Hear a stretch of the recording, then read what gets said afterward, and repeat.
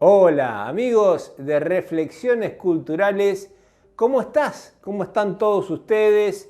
A todos, a todas, un muy buen recibimiento en este programa que siempre se ha propuesto vertir conocimiento cultural, conocimiento ya sea artístico, de distintos manifestadores de Latinoamérica a nivel local también, a nivel nacional, provincial. Y bueno, ahora nos toca un poco con el apoyo comercial de varias firmas que están apoyando a Reflexiones Culturales, que están ahí firmes, como IOPA.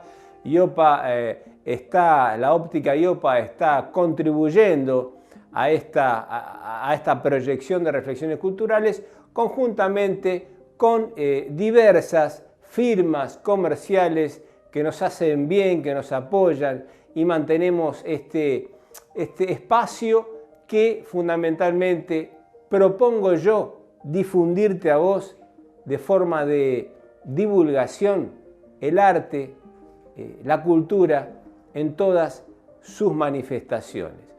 Y hoy me he propuesto hablarte de un pensador, un investigador, también podríamos calificarlo un periodista, que nace en 1940 y fallece lamentablemente en el 2015, a los 75 años. Eduardo Galeano nace en la ciudad de Montevideo. A los 14 años se destaca siendo un adolescente en el periodismo, funda una revista y a lo largo de toda su trayectoria poética, literaria, investigativa, periodística, es un poco, yo lo denomino como un pensador de América Latina. No lo podemos catalogar dentro de los escritores del boom latinoamericano, sino yo lo saco aparte y lo defino como el pensador de la vida en América Latina. Una persona que sobresalió, por sobre todo, en ser autor de un libro editado en 1971, Las venas abiertas de América Latina, que un perdido amigo me dijo en una oportunidad, tiene que ser lectura obligatoria en los secundarios. Y digo, podría ser, ¿cómo que no? Las venas abiertas de América Latina muestra de forma periodística, de forma investigativa en la fase histórica, el saqueo que sufrió Sudamérica, arrancando del siglo XVI en adelante. Y eso la historia es testigo. Hay una historia oficial que marca un poco cómo se implanta España en Sudamérica, con distintos formatos en los virreinatos, y él un poco hablando de latifundios, un poco hablando de explotación de la plata, de explotación del oro y de explotación del aborigen latinoamericano, muestra un trabajo destacable. Que, te digo, tuvo más de 30 ediciones, se reeditó más de 30 veces y tuvo, como todas sus obras, una traducción a más de 20 idiomas. Sumado a esto podemos hablar de otros libros como El libro de los abrazos, Memoria del fuego, que es un poco una conjunción poética, una conjunción literaria y siempre el pensamiento de América Latina. Los hijos de los días, un libro destacado también. El fútbol a sol y sombra, porque él también tocó la cultura del fútbol. Y también, entre tantas obras, El cazador de historias. Un día estoy entrando en una librería en la calle Corrientes y veo un nuevo libro de Eduardo Galeano. Y le digo al librero, ¿otro libro más? Sí, Eduardo Galeano hasta ahora no está descansando. No descansó nunca como escritor, como periodista, como investigador, como artífice de su palabra. Yo creo que hay registrado más de 30 libros de Eduardo Galeano y sobresale, se destaca principalmente Las venas abiertas de América Latina. Él habla de una historia sudamericana del siglo XVII, XVIII y XIX. Él textualmente lo define, una historia de machos, y una historia de mujeres sometidas al protagonismo del hombre.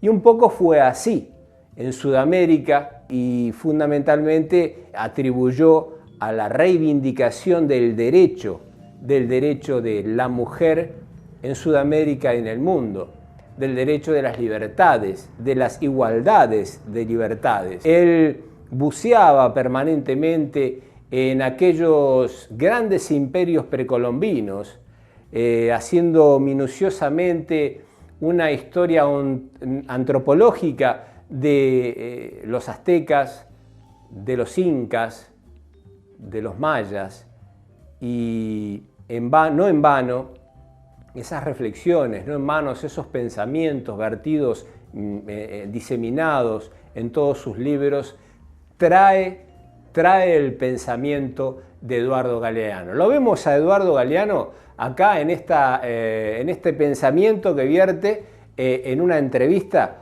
para disfrutarlo. Adelante, por favor.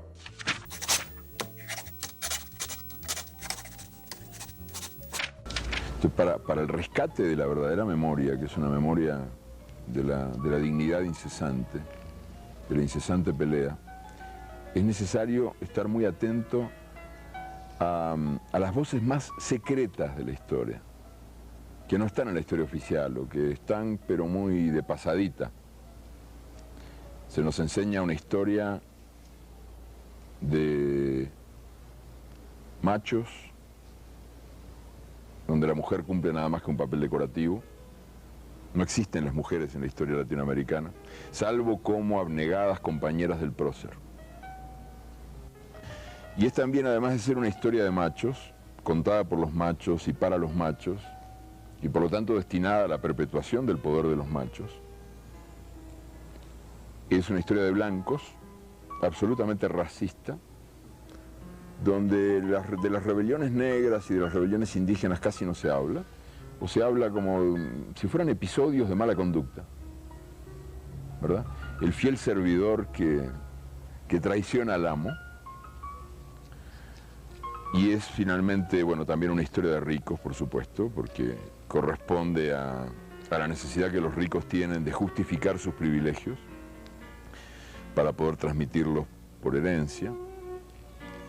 Herencia material, herencia cultural. El que tiene el poder tiene la palabra.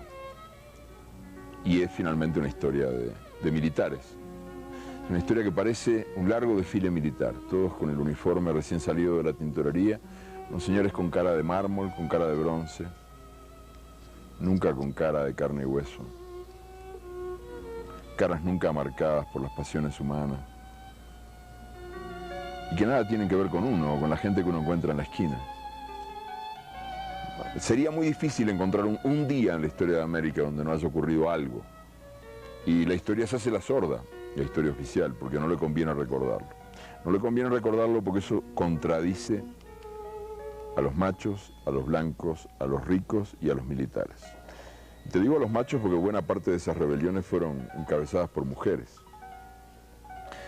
Mujeres, al mismo tiempo que en lo que se suponía que era la civilización superior, en Europa las pobres tocaban el órgano, el clavicordio, no sé qué, y bordaban y esperaban marido, ¿no? Bueno, pues en América ocurría que entre los negros y los indios numerosas mujeres ocupaban posiciones de mando, y muchas de las mujeres que derrotaron a los ejércitos español o inglés, holandés o portugués o francés, fueron cuidadosamente escamoteadas en la documentación oficial, porque para un general europeo era una vergüenza pelear contra una mujer, si las mujeres eran inferiores.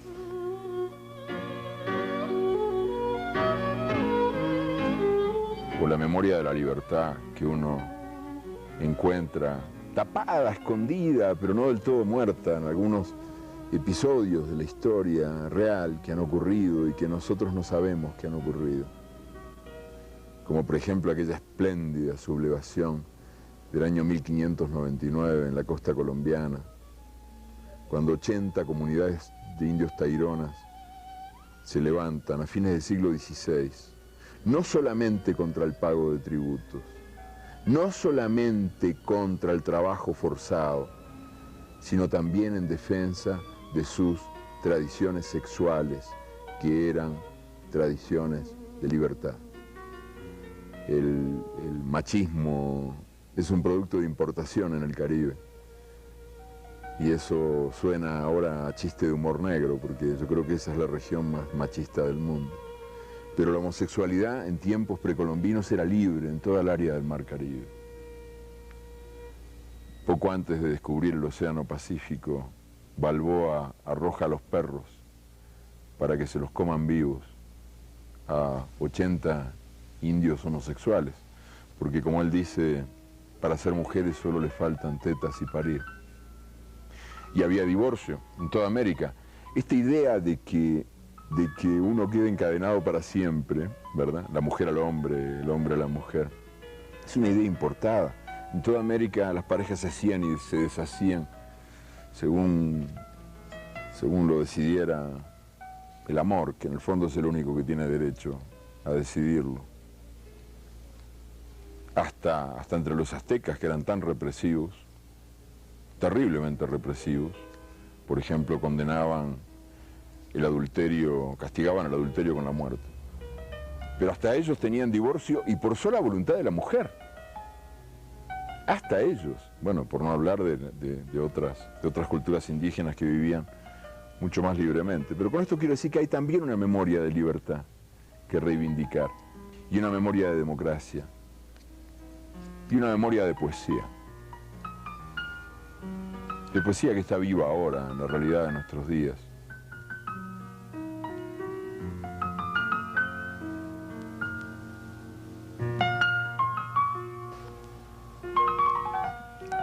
Por cierto que una de las buenas cosas que han ocurrido en América en estos últimos años es la reivindicación de Nani como heroína nacional en Jamaica.